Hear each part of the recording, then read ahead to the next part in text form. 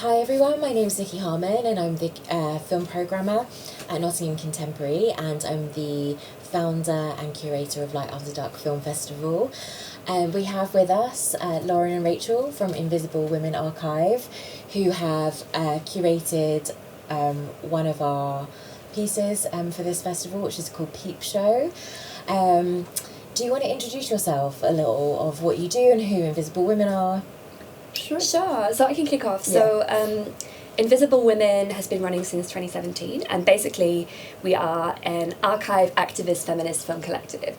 So what we do is we find films in the archive made by women and non-binary filmmakers, and then we bring them to audiences, which can take all kinds of forms. So it can be kind of pop-up gallery screenings, it can be cinema retrospectives, touring programs, festival collaborations, all kinds of things. But for this collaboration, this is the first time that we've done kind of a moving image installation where we've kind of made the material as well as part of the process, so that's been really exciting. But generally I would say the philosophy is about rewriting film history with these female perspectives and female voices kind of higher in the mix, effectively. Yeah. Do you want to add anything? No, I think you've covered quite a lot of like the basics. Like I joined 3 years ago, and it's just been like a really exciting endeavor since we started. We've just kind of grown and continued to sort of work predominantly probably in the UK, but we have really sort of expanded that sort of horizon to kind of be a bit more international, because we're all based in different spaces and have different experiences. Like I'm originally from Toronto, but live in Glasgow, and like Camilla, one of our other members of the collective, is from Berlin and lives in Edinburgh, and obviously you're from Bradford and are in Berlin now. So we've all moved around in different spaces, so it's like it makes sense for us to kind of keep growing. So it's been really exciting. Yeah, I've followed your work for a while, and when we had the idea, so we're in our second year of Light After Dark Film Festival, which is a massive film festival, and kind of had the idea of some kind of peep show when we linked with Tom Godfrey here at Bonington. The idea of film is kind of a little bit perverse, like the spectator is perverse being watched, and the idea of watching is inherent in film spectatorship.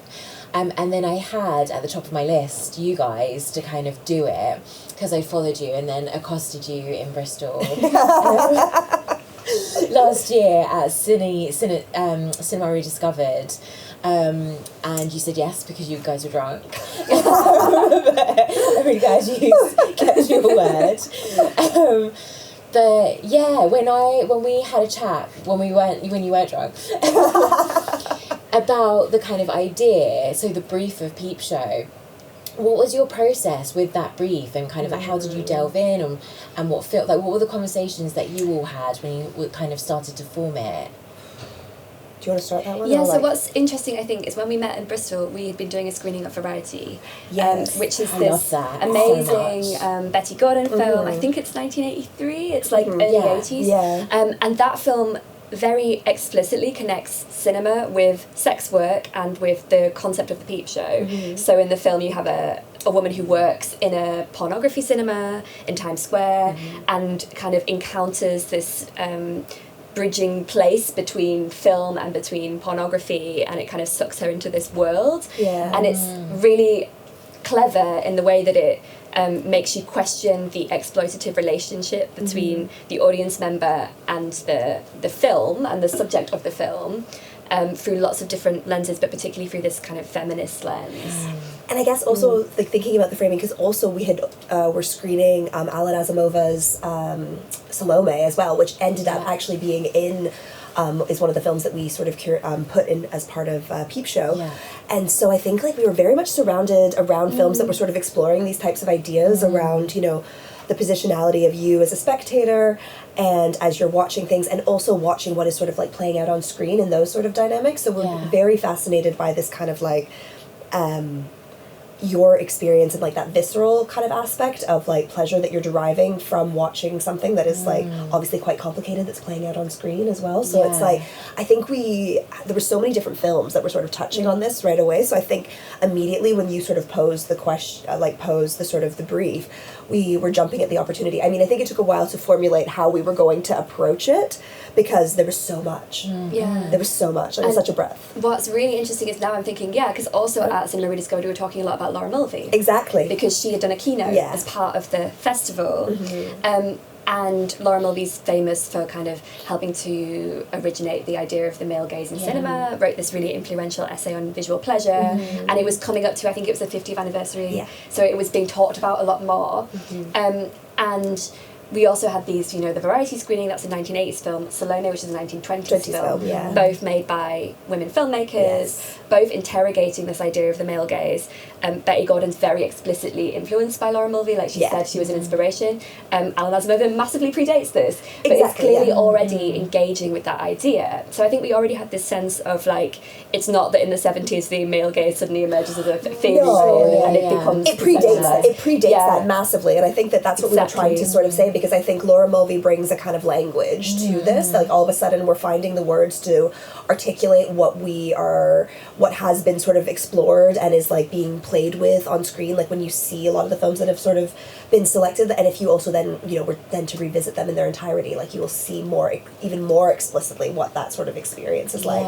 And I think thinking about the ideas of the sort of the individual peepholes and how you, like, the physical movement of how you are engaging with these works, I think was really exciting to us. The idea of kind of moving into a gallery space, because it's something that was quite new for us, so it felt very exciting to think about how can we maybe even take a little bit more authorship to a certain extent around putting things together and sort of creating an experience more explicitly that's prompting conversations about your role as a spectator. I think as well with that essay, it's really interesting revisiting it, having kind of talked about it with you, because I read it years ago and I hadn't gone back to it, but how the kind of cultural interpretation is of that, is of very much that kind of, you know, in the kind of cultural discourse around it, it's very much kind of like there is this male gaze and you're the object, and you see yourself, as Mulvey said, through a phallocentric gaze,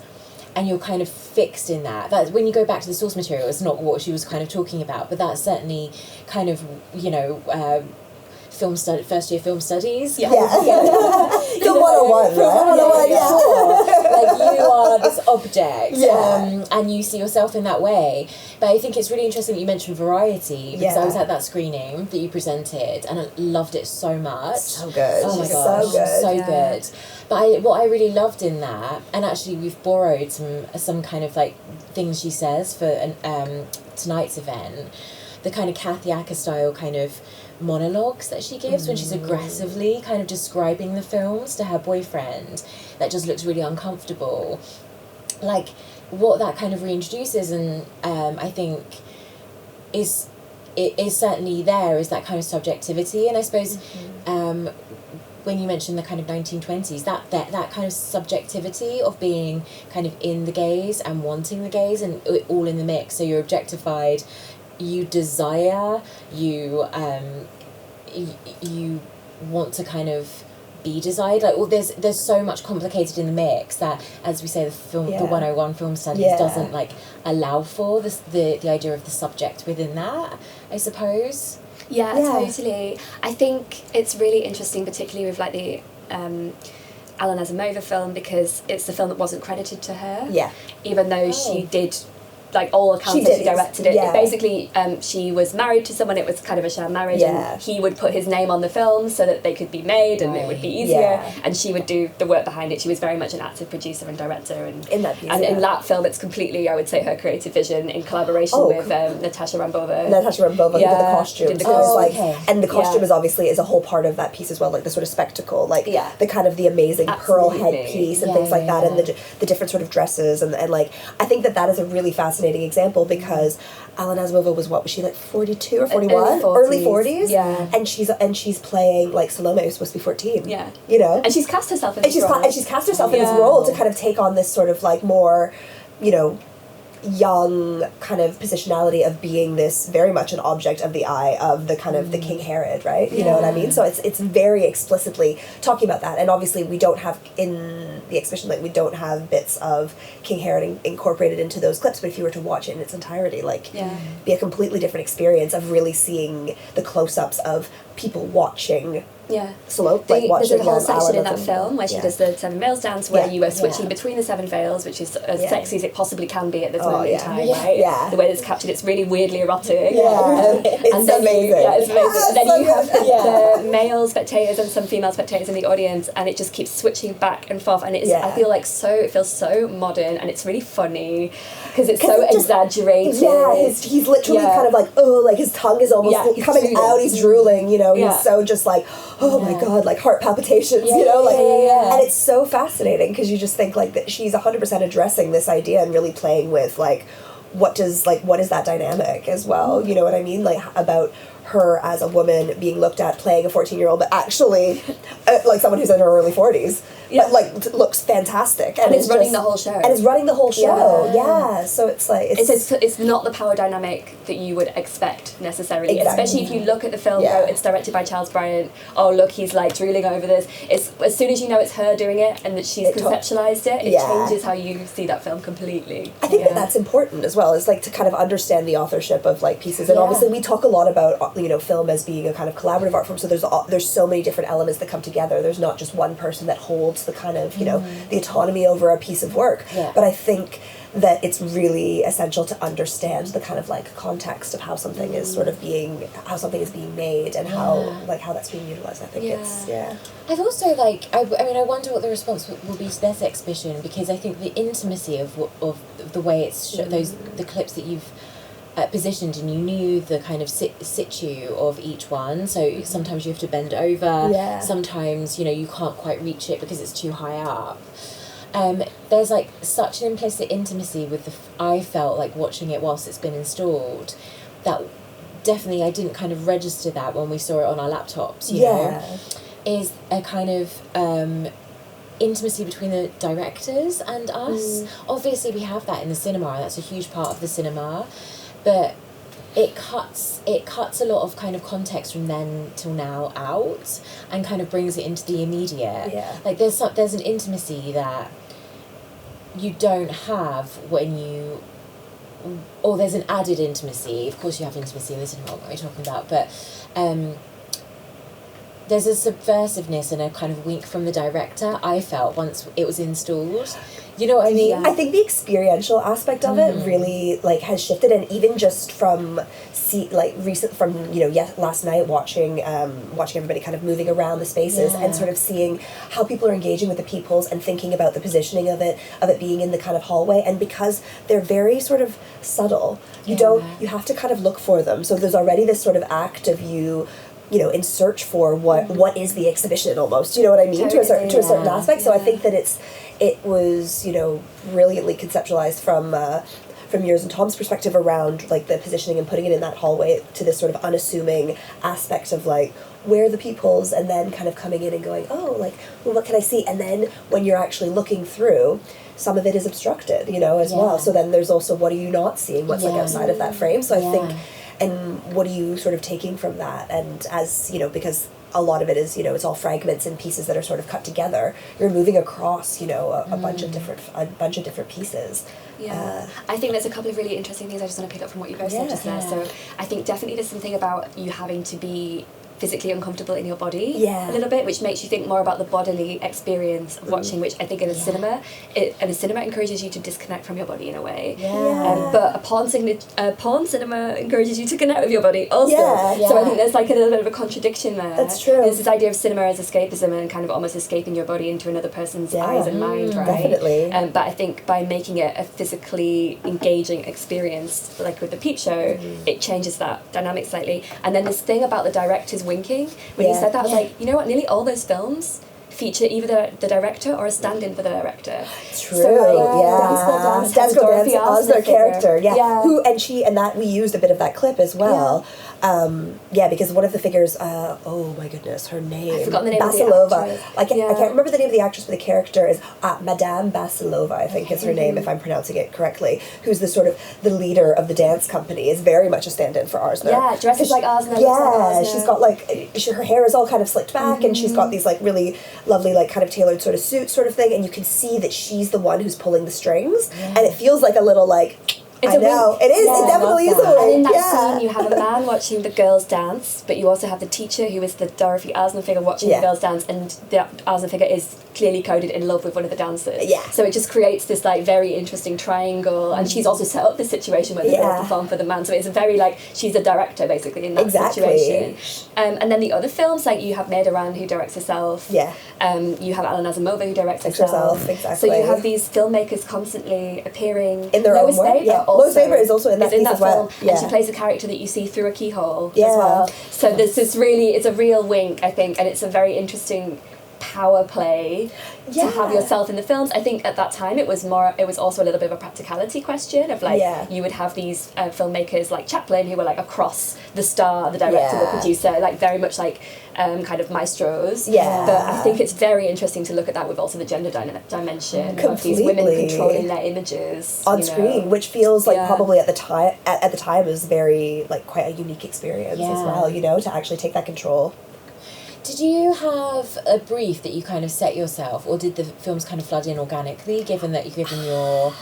organically. It was quite organic. So when we had the organic, original Peep Show prompt, it made me think about early cinema, because cinema began pre-cinema. You have film developing as a kind of individual experience where you have the boxes that people would like look through, the Magic Lantern shows, this kind of thing. Like lots of things that were much more individualized and much more about like looking at a small space because they didn't have projection and seeing the moving image this way. So already that intrigued me, and it reminded me of the Peep Show concept of you alone in a booth, right? Yeah, exactly. That sort of individualized experience. So we wanted to go to early cinema anyway, and like the birth of cinema. And the first film that I found was the Alice Guy Blache Serpentine Dance, which is a beautiful 1 minute, amazing clip of this incredibly strange, subversive, odd dance. But also like, and it very much resonated with Alan Asimova as well because of the white sort of like kind of movements and stuff. Yeah, it was interesting because the more you started to build it, like there were so many similarities across the pieces as well. Exactly, and once we had that film, that cracked the whole thing open, because it was like, okay, Alice Guy Blache, that's interesting. Who else was active at the time? We already obviously were really aware of the suspense, Lois Weber. And we'd done the screenings of Salome, and suddenly there was this rush of like stuff that was coming, and we were doing this work on Asner at the same time, so it just really came together in a really organic way, but it also just made you realise how cohesive the idea was. It was like, oh, this is easy. No, it was, But it was interesting as well, because especially like going back to Variety, for example, I think at some point we sort of said, no, I think we want to kind of keep it in that sort of space, because we were like, how good would it be to incorporate some variety? Because Variety is obviously also, it was on our list for a long time, but I think we decided to cut off with the dates, helped make it, I don't know, it gave more it a cohesiveness. It really did give it more of a cohesiveness. Because they're all black and white, they're all of a similar kind of era aesthetically, but you also see the range of what they're doing, experimenting in those films in different ways. Exactly, So they fit together. And Germaine Dulac was interesting because you'd brought up photogeny. And Germaine Dulac was very much engaged with this idea of photogeny and was one of the photogeny filmmakers. So again, that was like another like aha moment when I was reading the photogeny stuff and going, oh, Dulac, like she fits right into this, and was making these incredible proto-feminist films, also queer, like it's very, also an artist who ran her own production company and created her own circumstances to work within, also one who got like completely suppressed by her peers. The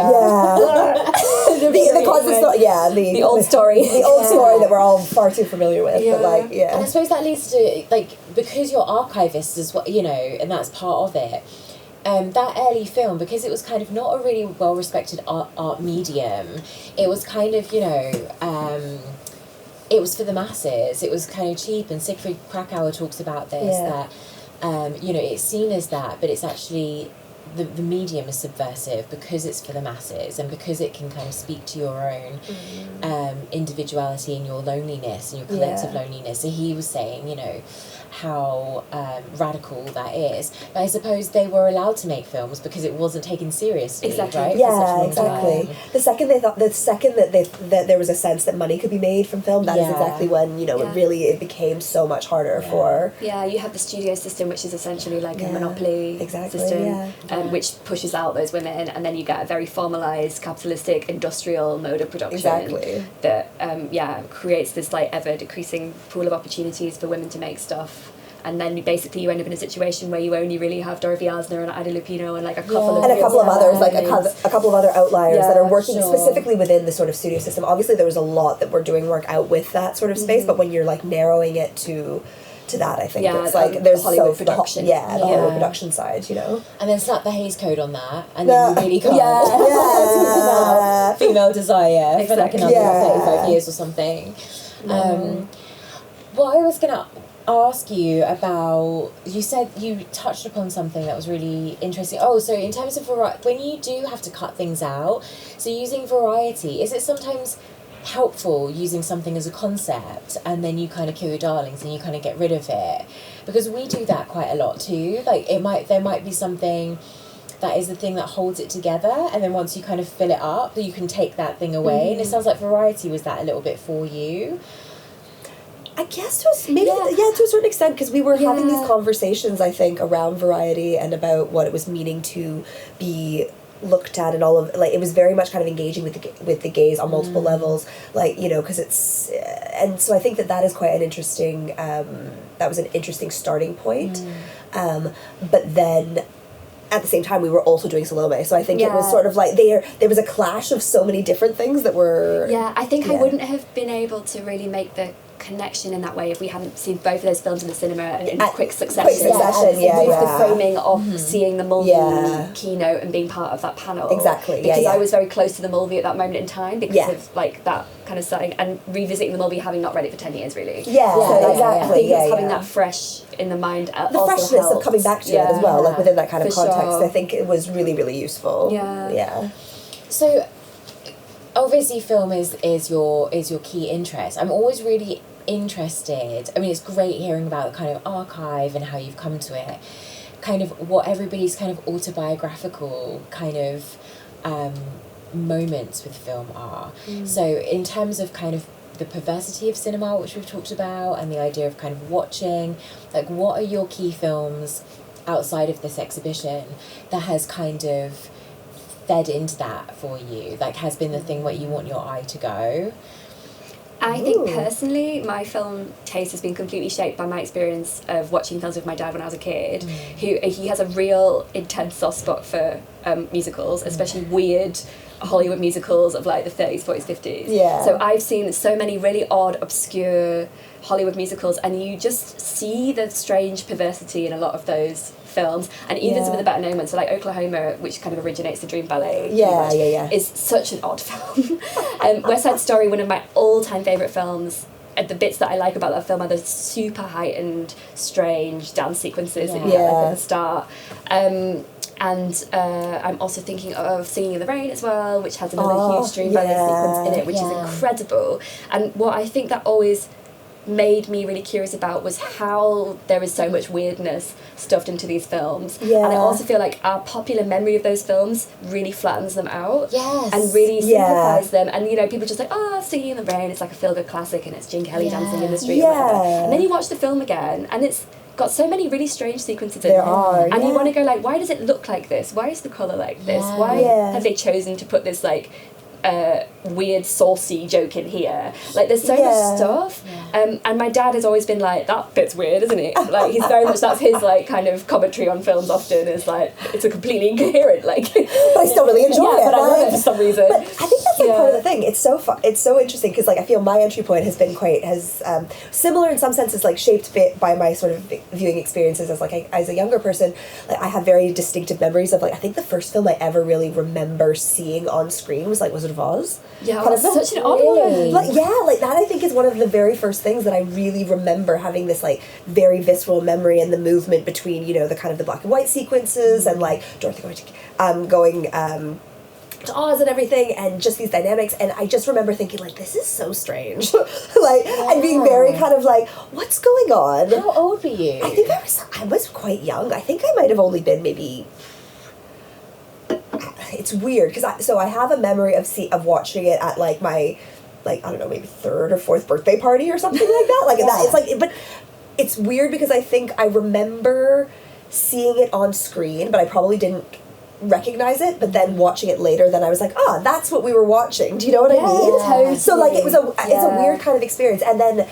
That was one of my very first sort of cinematic memories, and just kind of trying to wrap my head around this very like unreal kind of narrative as like a kind of young person. And then I used to spend a lot of time with my gran when my mum was at work, and she used to watch like loads and loads of like soap operas on the one hand, and then on the other side would watch like loads of gangster films. Oh my god, that's so funny. So I used to sit with my gran. Oh yeah, like she loved like Martin Scorsese and like so she watches lots of like Martin Scorsese, like even earlier stuff, and like loved Francis Ford Coppola and all of that. Like was really into all of that. So like my experience was like all over the shop. I think like quite, and I think that was what I quite liked, because I really, as a younger person, I think really saw film as a sort of like escape, and really enjoyed that sort of perversity of like, I don't want to think about anything outside of this space, and really sort of like taking shape in these like characters that I was seeing on screen, or like the world building that was happening in these spaces, like across quite a variety of like, you know, soap operas, like, you know, all these really horrendous like stuff, to, you know, Godfather Part 1, you know, like, and this was like my engagement was all over the shop.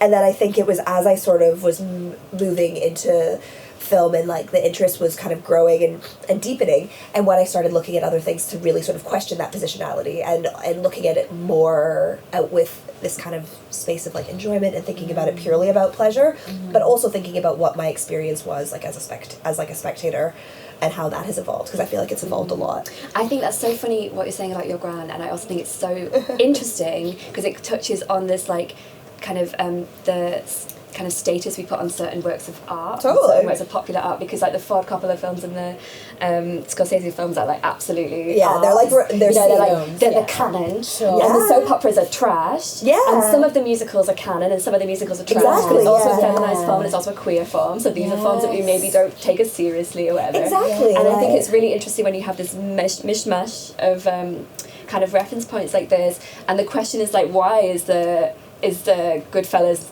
like, you know, I mean, in a way, Goodfellas is a soap opera. Like, it's a melodramatic story. It is, 100% it is a melodramatic story. It's got a huge cast of characters. It's really kind of a man soap opera. It really like is. Very blunt gender. It really is. Thing. But obviously your brand like loves it, and I also love Scorsese. So like it's a really, I think it's quite interesting to kind of challenge those hierarchies around taste and what is trash and what is art. I think it's like wanting to always remain sort of like hold on to that curiosity as well. Like I never want to kind of feel that I'm in a space where like I don't want to watch something because I think it's too something. Do you know what I mean? Like it doesn't fit into like what I'm specifically looking at. Like I think that it's so important to kind of hold on to that sort of aspect, and I think because of, again, like my upbringing and experience, my viewing experience, and even though it has sort of changed, I can still really enjoy like, you know, stuff that maybe some people would consider not as you know, intellectual or whatever. Do you know? I mean, like there's space for all of this, and I think it's really important. And even though your position and understanding of like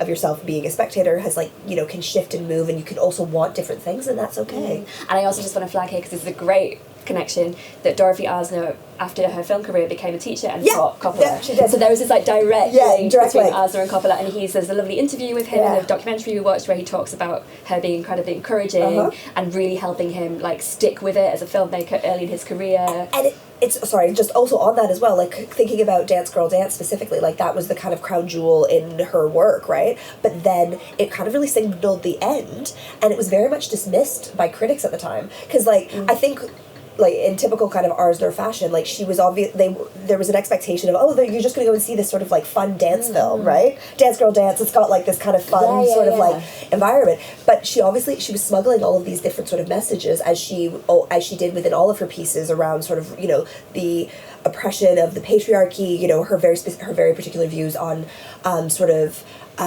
gendered experience and marriage and all of this, but then so people didn't know what to expect, you know, they didn't know what they were going into, and she didn't quite fit into this box that people were trying to sort of position her in.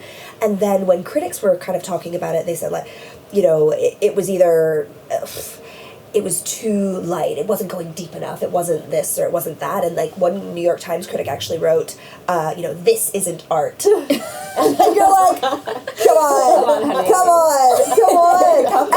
was like, I was listening, are you serious? And then then you think, like, that's this... like a provocation. This isn't art. It's exactly, you're like, is it? Yes, I was like, let me tell you a million reasons why it is, you know what I mean? Yeah. But it's just so fascinating to think about that that's how it was received at the time, and then obviously, you know, Dorothy Arzner then had had a resurgence in the kind of 70s with women's liberation movement and like wanting to kind of go back to understand as well. I think there was a lot of sort of interest in going back in film history, and there was this nostalgia that was like kind of permeating, and people were interested in that aspect of things.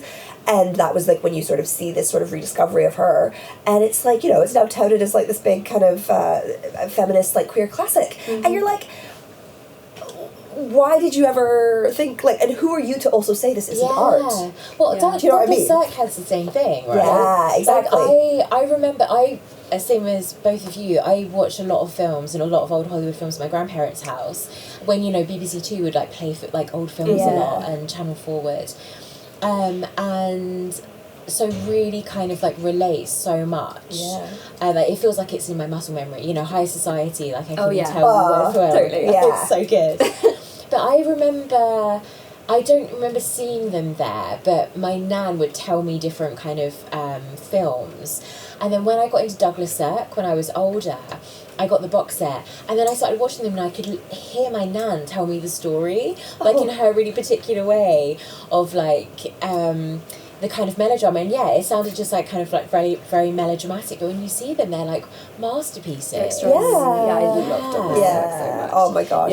Really interesting. But this is again to do with them being women's pictures. Exactly. Female audiences with interesting female characters and telling female-centered stories, and they get dismissed. Very quickly. Totally. And it's interesting what you were saying about the reception of the Arzner, because the Salome had a similar thing. Exactly. Where people were just like, what is this? This is a mess. We do not understand what's happening here. And it ended Nazimova's career effectively. Like, she did keep making stuff. She's incredible. It was also super expensive as well. Like, it bankrupted her, basically. So it's quite a folly, but in an amazing way that we're very grateful for. No, exactly. But I think there's something really interesting about these women that were creating stuff that was just so out there and way ahead of its time. I just could not understand why it was important and interesting. And I think that was the problem. Like, people wanted to sort of kind of categorize people or kind of have this sort of reference point or have an understanding, but when somebody was really sort of trying to be innovative and like trying to, you know, play with something, or was like pushing something way out, like outside of the kind of the realms of whatever, you know, sort of space they were working in, there was a lack of understanding, a lack of care. There was a, you know, and which I think is, you know, it's a real shame, because it just pushed a lot of these amazing filmmakers. Because I wonder what Dorothy Arzner would have made if she didn't work in the studio system. Like, what if she would make, because I wonder if it would have put her in a different sort of, if she would have gone even further. Do you know what I mean? I think she's working within genre forms. Exactly, she is. Studio accepted genre forms, which is why her films are so fun in a lot of ways, because they're like lovely, bubbly comedies on the surface, and then there's like loads of weird stuff happening underneath, loads of acid underneath her, like it's quite accessible, her stuff, I think. Her stuff is quite accessible. Because they fit into these accepted genres. Exactly, right? Which is an interesting thing to kind of lean into as well, I guess. Films that aren't in the exhibition, but lean into that idea of watching and being watched and perversity. We've mentioned variety. I think that would be number one. Number one, I was going to say, apart from variety, like, what film would you kind of urge anyone who's coming to see this exhibition to go and watch? So that feeds into kind of these themes of the gaze, and I think one that is maybe, it's slightly sideways on this, but I think it's very interesting in the context of Peep Show, is Lizzie Borden's Working Girls, which is a film that is from the 80s again, so it's kind of it's part of the same group of films as the Betty Gordon stuff, like they're very much in the same kind of group, Lizzie Borden and Betty Gordon, which is also its own kind of like tongue twister. But what's interesting about that film is it's set inside a brothel, and it's very much like the real life inside this brothel in New York at that time, and it's almost like it's a kind of like frothy in some ways, but it's also very realistic, and it talks about the capital of women's bodies in a really explicit and fascinating way, again sort of disguised in a slightly more kind of like lightish drama kind of tone, like it's almost like a romantic drama, but there isn't really any romance in it, but it just has that tone, you know. Completely. But it's very realistic, and there is a sense of like looking into a world that you wouldn't otherwise see, and some really subversive and interesting things happen in terms of the sex that you see in that film. It's very much, I would say, would be a beautiful companion piece to Variety, because they're in this similar time and place.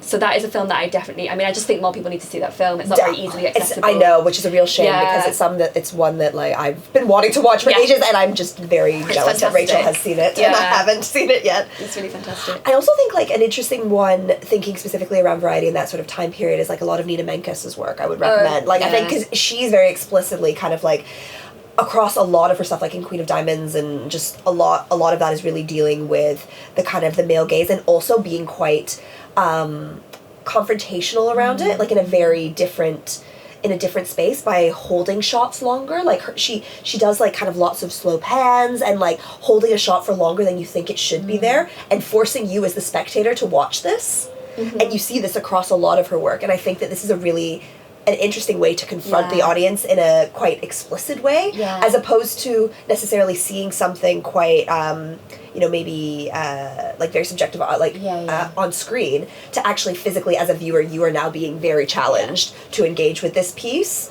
So I think she's another really interesting example. I mean, I feel like there's so many. There's so many. And there's so many. Nina Menkes' first film, Magdalena Viraga, is also set in a brothel. And does really interesting things in terms of what you're watching, and watching kind of horror unfold, but there are these female characters that have agency and power, and it's her choice as a female director to show these things, and very challenging and interesting.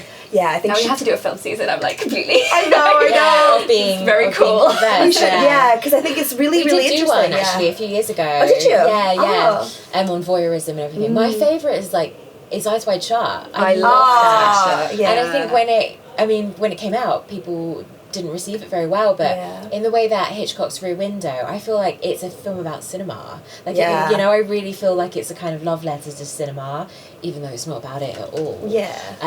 But the process of what we do when we go and see a film. So that would be mine.